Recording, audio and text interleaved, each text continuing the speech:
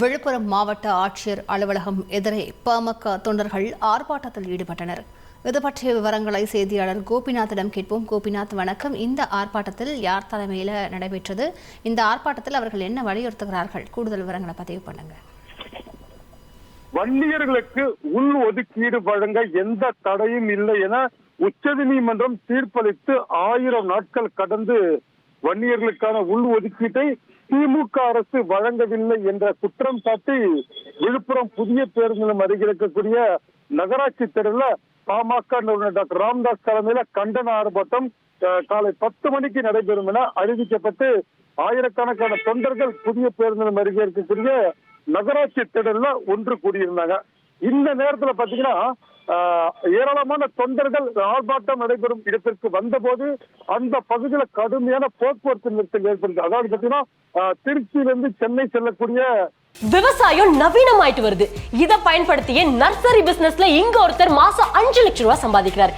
எப்படின்னு தெரிஞ்சுக்கணும்னா ஃப்ரீடம் ஆப்பை இப்பவே டவுன்லோட் பண்ணுங்க.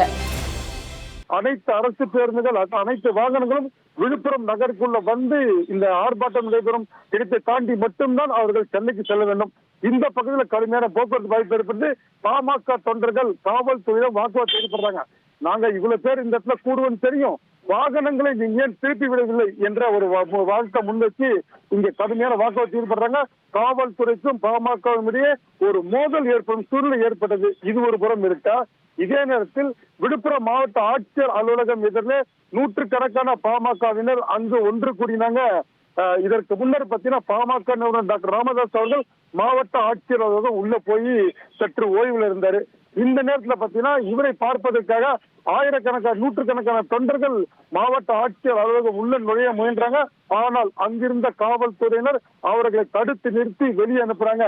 இதனால் ஆத்திரம் அடைந்த பாமக தொண்டர்கள் அந்த இடத்துல ஒரு மறியலில் ஈடுபடுறாங்க.